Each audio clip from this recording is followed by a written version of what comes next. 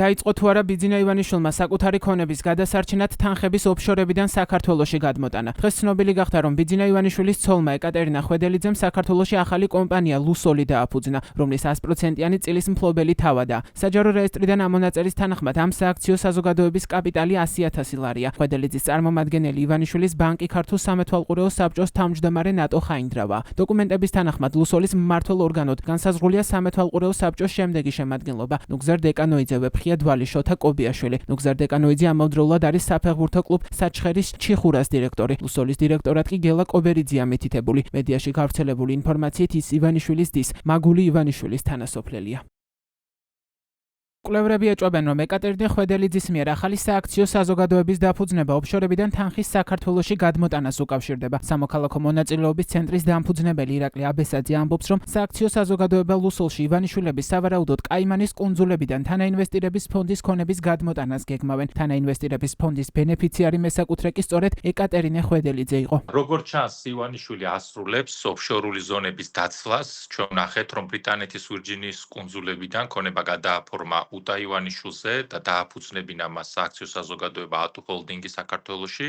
პანამის ოფშორული ზონიდან ქონება გადააფორმა სააქციო საზოგადოება ტერაზე, რომელიც მის პირად 100%-იან საკუთრებაშია და გუშინ დაფუძნა მისი მეუღლის ეკა ხვედელიძის სახელზე სააქციო საზოგადოება ლუსოლი, სადაც მაღალია ალბათობა, რომ სწორედ კაიმანის კუნძულებიდან თანაინვესტირების ფონდის კუთვნილი აქტივები იქნეს გადმოფორმებული, იმიტომ რომ ამ ოფშორული კომპანიის ბენეფიციარი მესაკუთრე ისედაც ეკა ხვედელიძე იყო. კაიმანის კუნძულები, სადაც აბესაძის თქმით თანაინვესტირების ფონდის ქონებაა განთავსებული, გაერთიანებული სამეფოს ოფშორული ტერიტორია. საერთაშორისო გამჭვირვალობა საქართველოს ინფორმაციით ივანიშვილების კომპანიების დიდი ნაწილი სწორედ კაიმანისა და ვირჯინიის კუნძულებზეა რეგისტრირებული. თუ გაერთიანებული სამეფო ივანიშვილს სანქციებს დაუწესებს, მაშინ ორგანიზაციის შეფასებით ოლიგარქის ოჯახის ბიზნეს იმპერია ფინანსურ შეზღუდვებში მოყვება. გაერთიანებული სამეფოს თემთა პალატაში კი ივანიშვილის სანქცირების მოთხოვნით წინადადება უკვე შევიდა და მას 20-მდე თემთა პალატის წევრი აწერს ხელს.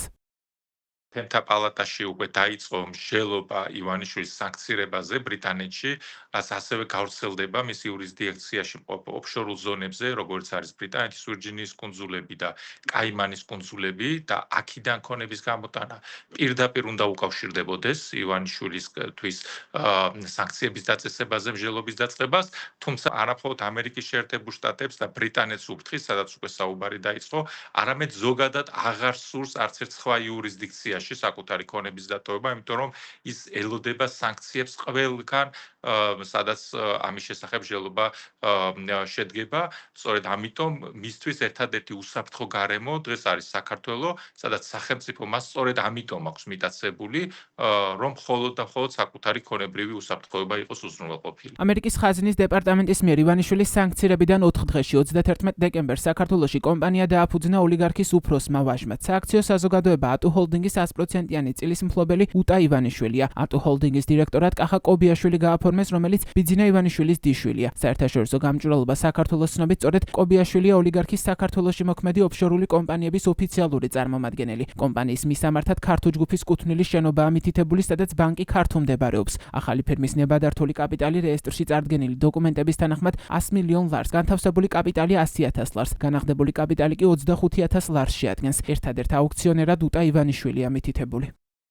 ივანიშვილი პანიკურად ცდილობს, რომ მთელ ქონებას თავი მოუყაროს საქართველოში, ამით თავიდან აიცილოს შესაძლო სანქცირების შემთხვევაში კომპანიების მისი აქტივების გაყინვა, ჩამორთმევა და გასხვისება, თუმცა მეორე მხრივ უნდა ვთქვათ, რომ შეუსაბამოდ ზრდის და ძალიან ზრდის რისკებს ქართული ეკონომიკის, კონკრეტული კერძო ბიზნეს სუბიექტების სანქცირების, რომლებიც მასთან ურთიერთობაში შევლენ და ზოგადად ქართული სახელმწიფოს სანქცირების რისკს, რაც ნიშნავს ძალიან მძიმე პერიოდს ქართული ეკონომიკისთვის და ქართული სახელმწიფოს თითოეული ჩვენგანისთვის.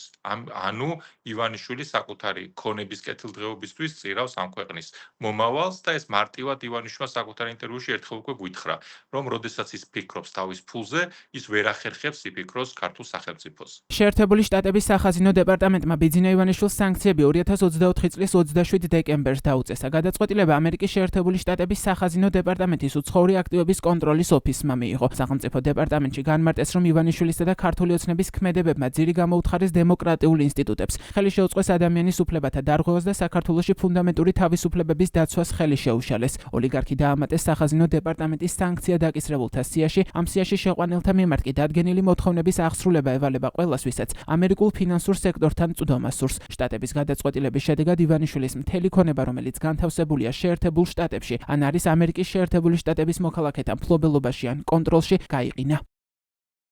ამერიკული სანქციების ეფექტი ივანიშვილმა უკვე იგრძნო. ის კრედიტ სუისის შემდეგ სასამართლოში კიდევ ერთ შვეიცარიულ ბანკს ჯულიუს ბაერს უჩივის. განცხადება ოლიგარქის ადვოკატმა ლაშა კალანდაძემ 20 იანვარს გაავრცელა. ჯულიუს ბაერი ის ბანკია, სადაც კრედიტ სუისთან სკანდალის შემდეგ ივანიშვილმა აქტივების დიდი ნაწილი გადაიტანა. ოლიგარქის კიდევ ერთი ადვოკატი თემო ციკვაძე დღეს გავრცელებულ განცხადებაში ამტკიცებს, რომ ჯულიუს ბაერმა სანქციების არასწორად განმარტების გზით ფაქტობრივად ამერიკულ სანქციებს დაუქვემდებარა ბიძინა ივანიშვილისა და მისი ოჯახის წევრების საბანკო ანგარიშები. ოლიგარქი შვეიცარიულ ბანკს ანგარიშებზე თანხების ბრუნვის შესახებ ინფორმაციის შეზღუდვაშიც ადანაშაულებს. ადვოკატების თქმით, ივანიშვილი ვარაუდობს, რომ მის დასაშანტაჟებლად კრედიტ სუისის შემდეგ ახლა მორიგ შვეიცარიულ ბანკს იყენებენ.